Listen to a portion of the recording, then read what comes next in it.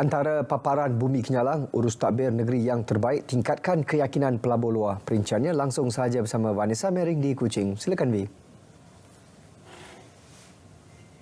Ya, terima kasih Sahi. Sarawak mahu menerapkan sistem pentadbiran yang terbaik bagi menambah keyakinan orang luar terhadap urus tadbir negeri menerusi rang Undang-Undang Ombudsman.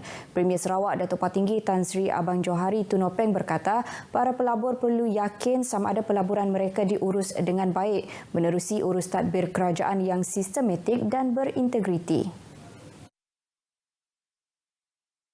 Katanya ia merupakan kunci untuk menarik lebih ramai pelabur bagi mewujudkan lebih banyak peluang pekerjaan di negeri ini. Jelasnya, sejak memimpin Sarawak 6 tahun lalu, pendapatan negeri telah bertambah dari 7 bilion setahun kepada 12 bilion sejak tahun lalu. Ia membuktikan tadbir urus yang baik dari pihaknya yang turut memberi limpahan manfaat kepada rakyat menerusi pelbagai inisiatif yang meliputi semua peringkat umur. Beliau berkata demikian pada Hari Integriti Perbadanan Kemajuan Ekonomi Sarawak SEDC di Kuching. Terdahulu dalam ucapannya, beliau memuji usaha SEDC yang bersedia menerima perubahan dalam melaksanakan Undang-Undang Ombudsman bagi mengukuhkan integriti. Sementara itu, Sarawak telah melaksanakan 15 inisiatif dalam usaha meningkatkan ketelusan, accountability dan tadbir urus yang baik bagi penjawat awam negeri. Timbalan Menteri di Jabatan Premier Sarawak, Integriti dan Ombudsman, Datuk Mursyid Diraja Dr. Juanda Jaya berkata, antara inisiatif itu termasuk program Jelajah Integriti, pelaksanaan jawatan kuasa anti rasuah pada peringkat negeri dan agensi. Malah, kerajaan turut menubuhkan jawatan kuasa Ombudsman Sarawak, pembangunan dan pemantauan secara berkala bagi pelan anti rasuah, organisasi dan pelan pengurusan risiko rasuah CRM selain pelaksanaan program Do the Right Things dan program etika dan integriti.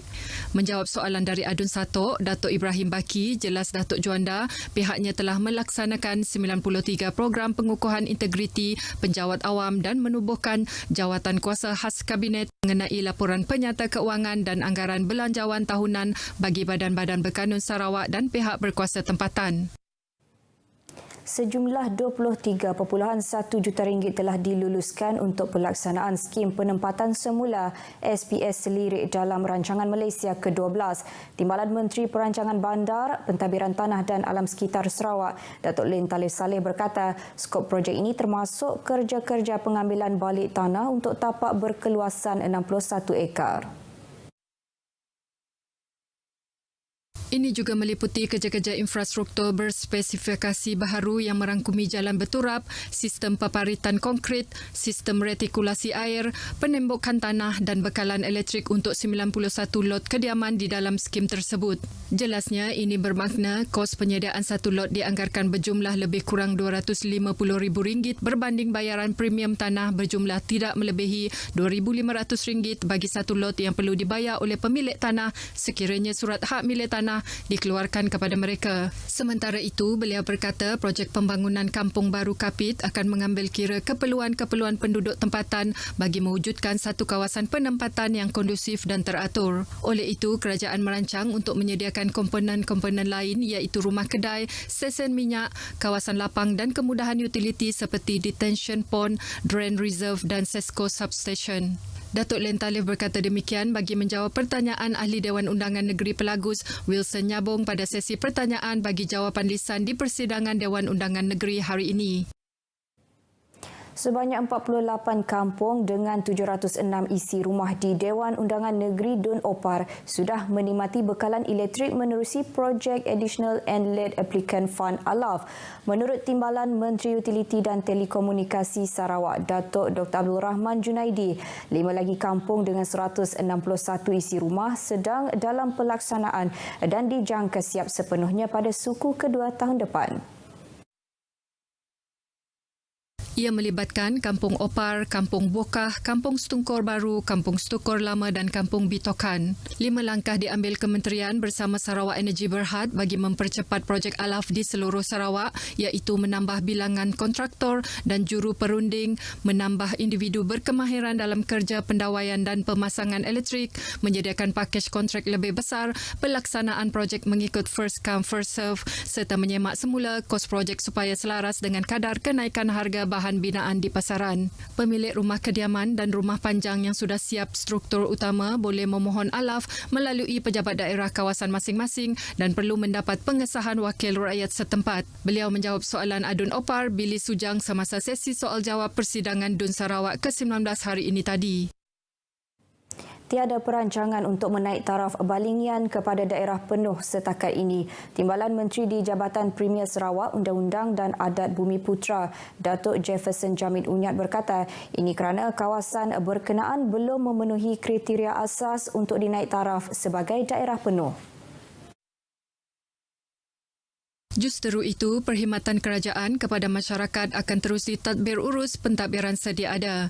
Untuk mewujudkan daerah penuh, populasi penduduk di sesuatu kawasan perlu lebih 25,000 orang, mempunyai kawasan luas dan berpotensi menyumbang kepada aktiviti ekonomi dan berupaya menyumbang kepada aktiviti urusan rasmi seperti mendapat kutipan hasil memuaskan. Selain itu, perlu meningkatkan perkhidmatan lebih efisien, lokasi jauh dan akses pengangkutan yang sukar ke pusat pentadbiran berhampiran serta asas-asas pertimbangan lain yang sesuai oleh kerajaan dari semasa ke semasa. Beliau menjawab soalan adun balingian Abdul Yaakob Arbi pada sesi soal jawab persidangan DUN Sarawak ke-19 hari ini.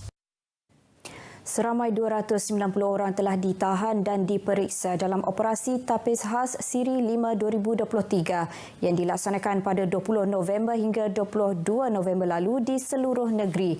Daripada jumlah tersebut, Pesuruhjaya Polis Sarawak Datuk Manca Atta mendedahkan seramai 212 orang ditahan atas pelbagai kesalahan dadah. Tangkap berusia 14. Jelas beliau, kesemua suspek yang ditangkap berusia lingkungan 14 tahun hingga 59 tahun. Suspek yang ditangkap adalah seperti berikut. Tokan 19 orang, penagih 123 orang, wanted person 20 orang. Lain-lain kesalahan yang di bawah seksyen yang berkaitan dengan dadah adalah seramai 50 orang. Sebanyak 6,297.90 gram pelbagai jenis dadah telah dirampas dengan nilai anggaran RM235,968.08. Ia melibatkan 5,898.64 gram syabu, 275.98 gram serbuk ekstasi, 100.25 gram ganja, 2.63 gram ketamin dan 102 biji pil Eramin 5. Turut disita wang tunai sejumlah RM3,360, seutas jam tangan dianggar bernilai RM40,000 dan 2 buah kenderaan dengan jumlah keseluruhan nilai sitaan harta sebanyak RM123,360. Datuk Manca berkata demikian pada sidang media Tapis Khas Jabatan Siasatan Jenayah Narkotik di Ibu Pejabat Polis Kontingen Sarawak di Kuching.